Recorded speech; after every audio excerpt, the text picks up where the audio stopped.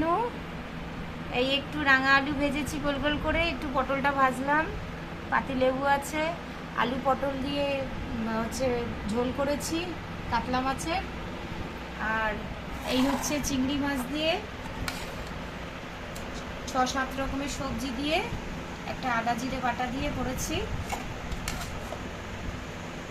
আজকে এইটুকুই করেছি।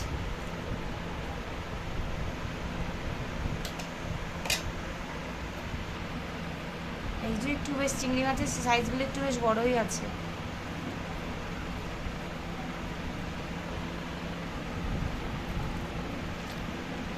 বাহ, ভালো হয়েছে।